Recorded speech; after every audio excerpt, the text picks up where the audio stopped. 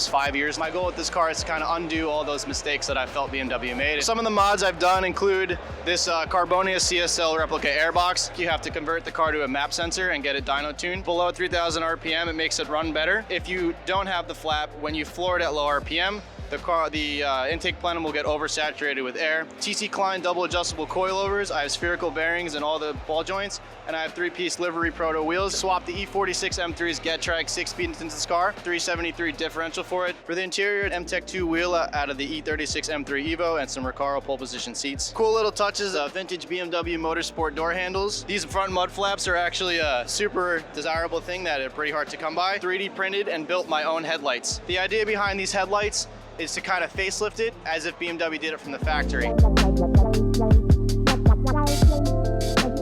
I bought it 4 years ago and I'm using this car for the car shows. It's my weekend warrior. My favorite detail, I think, is the interior. It's all Alcantara, everything, give it the richness and the beauty. I always want to have Evo, and that's why I decided to go, with the Evo colors. My body tell me, hey, you want to have BMX? I say, sure, when I was a kid, I want to have it. Can you find me 89? He said, yes, I can. So this is the 89 Saint-Tropez BMX. We try to make it look like a car. Oh, I pick it up today. I live upstate, drive to New Jersey. I wake up 3:30 in the morning, pick it up the bike, load it, and come straight here. And we cannot do like a BMW because that would be copyright. And we came out with the design. So the logo basically matched my badges on the car. Original badges has a purple here, not blue. I have those badges for like 20 years. I buy them in Europe. And the car is equipped with the phone. When it was 4G, the phone was ringing. You can see the phone turns on. Hello. Yeah, pretty cool.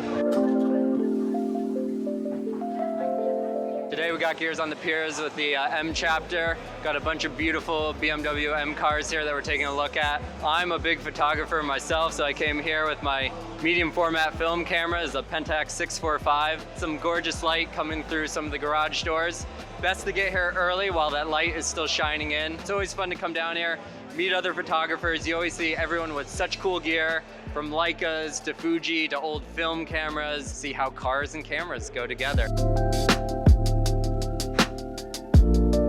This car does everything I wanted to do, everything I needed to do. It has 190,000 miles on it. It's my one and only car, my daily, my baby. It shows a little bit, but realistically, I do my best to keep it clean.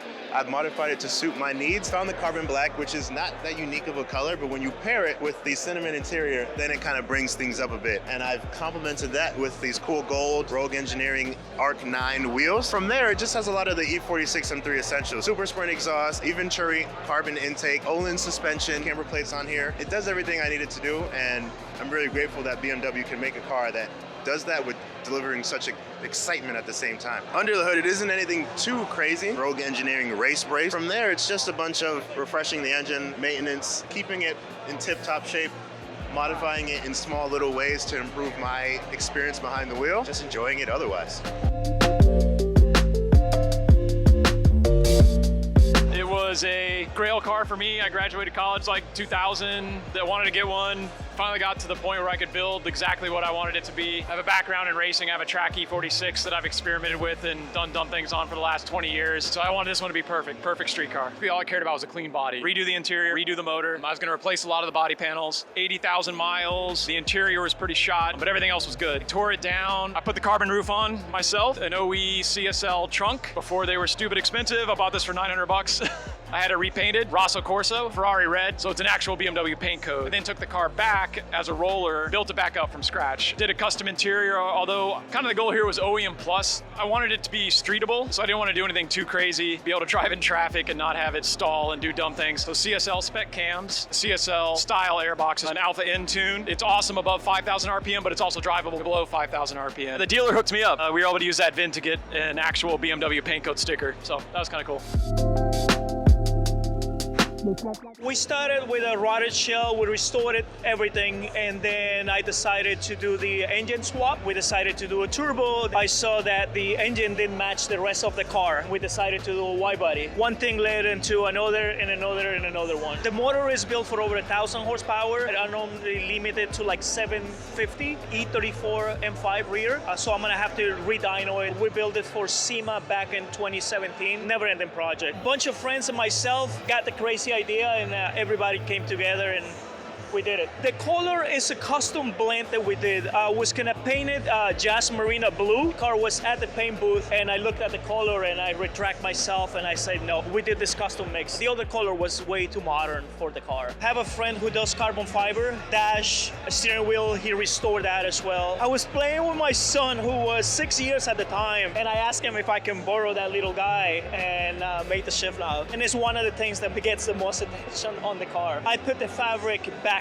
Like everybody does the M-Brain, I use the inside out. My mom stitched those actually. My radiator is in the back here. I just wanted to do it differently. I'm usually having trouble bringing it up to temperature. So many cool cars here today. People building their own. My favorite BMW in the Classic Car Club fleet is a GTS. When I was young, I always bought BMWs. And then I thought like 10 years ago, they got a bit boring. I happened upon this and I thought it was like all the great stuff about a BMW without the stuff I didn't like. You're a little more connected to the road and all those things that people say, but it's actually true. I did drive it on the track and I didn't think it was so great on the track. You're supposed to lower it. We didn't have those Super Trofeo tires that came with it, whatever was supposed to be on it. I just had like regular road tires. Coming out of a corner, it just like wouldn't let me have the power, even though I had it on track mode. And I was just looking for a fist fight and I didn't really get it. On the road, fantastic, which is, it's a road car. It's not a race car, it's a road car. It's like an igloo cooler. You know, they took all the comfort out of it. I don't like when cars try to do a lot of things well. So I'll just try to do one thing well. And this car does one thing well. Delivers an awesome drive. Just go find a good back road and have at it, man. And this thing is angry. You will get pulled over. You will get a ticket. It's probably because of the wing or the wheels, louder than it needs to be. This is the payment, right? This is what it is.